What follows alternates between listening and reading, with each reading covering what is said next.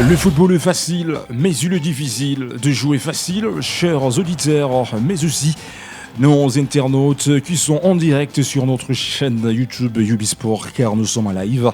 Et vous tous, vous êtes les bienvenus. Alors, parlons-en très rapidement, mesdames et messieurs. Il s'agit de l'historique des confrontations entre l'équipe camerounaise et la République démocratique du Congo, deux nations qui vont se mésirer, qui vont se croiser pour chercher à se qualifier à l'étape suivante sur cette étape africaine qui reste difficile. Mesdames et messieurs, les barrages, la philosophie qui reste derrière, c'est aller chercher à se qualifier à la Coupe du Monde qui se jouera aux États-Unis d'Amérique en 2026. Alors, combien de matchs que ces deux belles équipes ont déjà livrés, mesdames et messieurs, entre le Cameroun, les Lions d'Indomptable et le Léopard de la R2C. Alors, voici d'abord quelques statistiques, mesdames et messieurs. Il s'agit de 14 matchs livrés entre ces deux belles équipes africaines. Là, nous sommes en train de parler du Cameroun et de la RDC. 8 victoires pour Cameroun, 5 résultats nuls, mais aussi une victoire côté R2C. Ubisport, nous sommes en train de réitérer. 14 matchs livrés entre le Cameroun et la RDC. Après 14 matchs, nous sommes en train de voir 8 victoires côté Cameroun, une victoire côté RDC et 5 matchs nuls. Alors, vous-même, vous êtes en train de comprendre côté palmarès, côté l'histoire. Mesdames et messieurs, le Cameroun reste supérieur par rapport à la République démocratique du Congo. Parce que les Congolais ont déjà gagné une seule confrontation officielle devant ces belles formations camerounaises. Et ça date très longtemps, mesdames et messieurs.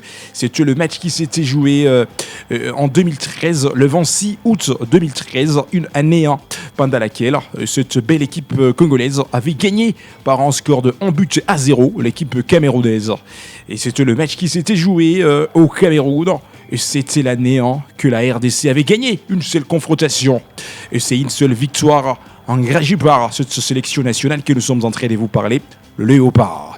Alors, avec tant de victoires que le Camerounais ont déjà marché sur l'eau devant la RDC, est-ce que vous êtes sûr que les Congolais gagneront cette belle équipe camerounaise le 13 novembre 2025, donc le jeudi prochain? Mesdames et messieurs, c'est une question qui fait peur parce qu'en regardant côté historique, vraiment ça fait peur. Le Cameroun reste supérieur avec beaucoup de victoires devant la République démocratique du Congo. Mais il faut faire attention. Ubisport, on ne peut pas se résumer sur l'histoire. Cette fois-ci, ça sera les destins de ces deux belles équipes qui vont se trancher entre le Cameroun et la RDC. Une équipe va se qualifier à l'étape suivante, à la finale au niveau d'Afrique, et l'autre sera éliminée. Alors, si on peut d'abord se plonger côté historique, qui reste le meilleur joueur de l'histoire de cette nation camerounaise, Ubisport, on peut parler très rapidement. Là, nous sommes en train de voir Samuel Eto'o, et le reste, le véritable joueur qui a facilité cette équipe de trouver une ronde histoire au niveau d'Afrique. D'abord, Samuel Eto'o, meilleur buteur de l'histoire du Cameroun, avec 26 buts qu'il a essayé de marquer dans sa carrière. Jusqu'à-là, aucun joueur camerounais a déjà franchi la barre de battre le record de Samuel Eto'o. Alors, le garçon, il a essayé de nous montrer le multiple titre européen avec 2 Ligues des Champions remportées avec le FC Barcelone, mais aussi avec l'Inter Milan. Le garçon a fait l'exception avec plusieurs championnats nationaux. Meilleur buteur de l'histoire de l'ACAN et détenteur du record de titres des joueurs africains de l'année.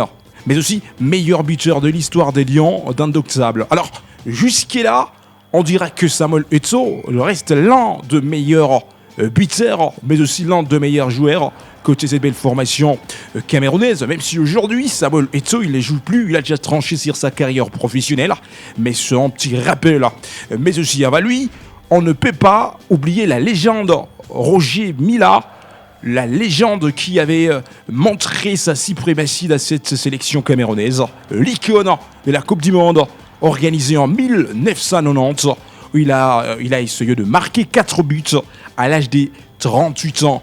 Roger Mila, lui c'est une légende côté ce pays que nous sommes en train de vous parler, le Cameroun. Alors, Ubisport, on peut aussi notifier quelque chose côté RDC, qui reste jusque-là le meilleur joueur de l'histoire de la République démocratique du Congo. Bien sûr, il y a tant de noms que nous sommes en train de voir. Il y a d'abord Mwamba Kazadi. Lui, il était le gardien de but qui avait amené le Zaïre à la victoire à la Coupe d'Afrique des Nations en 1968.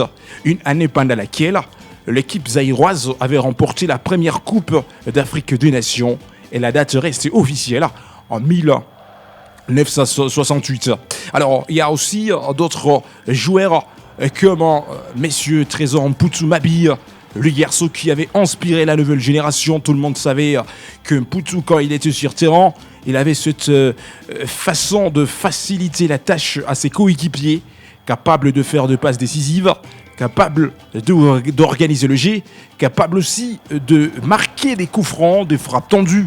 Alors, Trésor Mputu Mabi, même si sa carrière s'était résumée au niveau d'Afrique, parce que le garçon n'a pas pu trouver la chance d'aller exploiter son talent à l'extérieur de l'Afrique, mais en notera qu'Mputu Mabi, il reste jusque-là le meilleur joueur de l'histoire de la République démocratique du Congo. Avec cette nouvelle génération, on peut notifier quelque chose. Chancel Mbemba, lui, il reste le joueur actuel le plus capé de l'équipe nationale et souvent considéré comme le meilleur joueur congolais de la nouvelle génération actuelle. Alors, mesdames et messieurs, c'est une question que nous sommes en train de se poser. Le barrage arrive à bientôt en regard de ce palmarès qui reste supérieur côté Cameroun, mais aussi le parcours précaire côté RDC devant son adversaire. Ça fait douter en tout cas. Est-ce qu'il est temps de se résumer au passé ou il est temps de fortifier et bonifier l'avenir? Mesdames et messieurs, Ubisport, on a toujours l'habitude de dire que le football se joue sur terrain. Le football ne se joue pas sur le palmarès. Le football actuel ne se joue pas sur le papier. Alors, rendez-vous les 13 novembre. Alors, selon vous, si on peut comparer la nouvelle génération côté Cameroun, la nouvelle génération côté RDC, quelle est l'équipe qui a la ténacité d'avoir la chance de battre l'autre? Alors, Ubisport, on peut le confirmer. L'équipe camerounaise, à l'ère actuelle, ce n'est plus cette équipe qu'on avait l'habitude de voir. Parce qu'aujourd'hui, qu'on se le dise, c'est une nouvelle formation, c'est une nouvelle génération qui va s'impliquer. Même s'il y a quelques doyens comme Aboubacar Vincent, le capitaine. Et bien sûr, il reste toujours l'élément fatal côté cette belle formation camerounaise. Mais aussi, il faut faire attention à l'attaquant Mbeumo, le joueur qui reste dans Manchester United au niveau d'Europe. C'est l'un des joueurs, l'un de l'élément phare que le Cameroun peut faire titiller avec la République démocratique du Congo. Mais qu'on se le dise, ce ne sera pas un match facile parce que cette belle formation camerounaise a besoin de se qualifier et ça reste aussi l'objectif opérationnel côté le Léopard de M. Sébastien Desabre. En regardant l'équipe actuelle de la RDC, il y a des talents que la nation peut compter avec. Il y a de gardiens, il y a de défenseurs, mais aussi il y a la médiane, il y a l'attaque. Et on peut commenter quelque chose concernant la défense congolaise à l'ère actuelle. Ce n'est pas une défense en carton, c'est une défense solide. Parce que Chancel Mbemba, Aro, Wan-Bissaka, ces deux garçons d'abord sont des joueurs expérimentés dans leur carrière au niveau de la défense congolaise. Alors, il est temps de trancher entre le Cameroun et la République démocratique du Congo. Quelle est l'équipe qui a la chance de battre l'autre? Et aujourd'hui, en termes de probabilité, Ubisport, nous sommes en train de trancher 50% des réussites côté Cameroun et 50% des réussites côté RDC parce que ça sera le match de la nouvelle génération. Il n'y a pas de Samuel Eto'o à l'ère actuelle au niveau de cette belle formation camerounaise, mais aussi il n'y a pas de Ndiaye côté RDC, il n'y a pas de Trésor Mputu parce que tous ces joueurs ont déjà tranché leur carrière professionnelle. Alors, c'est une nouvelle génération qui va se croiser Et bien sûr, sur le palmarès, le Cameroun reste supérieur. Mais rendez-vous les 13. Ça sera le match qui se jouera avec le petit détail, avec 2 minutes. L'équipe qui gagnera l'autre, directement, ça sera l'équipe qui sera qualifiée à la finale de cette étape difficile de barrage au niveau d'Afrique. Parce qu'il y a 4 équipes, mesdames et messieurs. Le Léopard affronteront le Lion d'Indomptable du Cameroun, tandis que le Super Aigle de Nigeria affronteront les Panthères des Gabon. Alors, les gagnants entre les Gabon et le Nigeria passera directement à la finale. Les gagnants entre la RDC et le Cameroun passera directement à la finale pour s'affronter. Alors, l'équipe finaliste côté Afrique directement, cette équipe va encore participer à une deuxième étape de ce barrage. Mais avant d'y arriver, nous sommes en train de se concentrer sur cette date qui reste officielle. Le 13 novembre, 50% des réussites côté RDC, l'équipe qui sera au Maroc, parce que ça sera le match qui va se jouer au Maroc. Mais aussi 50% des réussites à cette belle équipe camerounaise. Rendez-vous les 13 au Maroc. Alors, bonne préparation côté RDC et bonne préparation côté Cameroun. La tête et le but d'Olivier Lamarche. Et ce qui est bien fait aussi, c'est ce tableau penalty. Oh, ça semblait pourtant bien fait de la part de Denis Sapien. Merci de nous avoir suivis, mesdames et messieurs. N'oubliez pas de vous abonner sur notre chaîne Ubisport.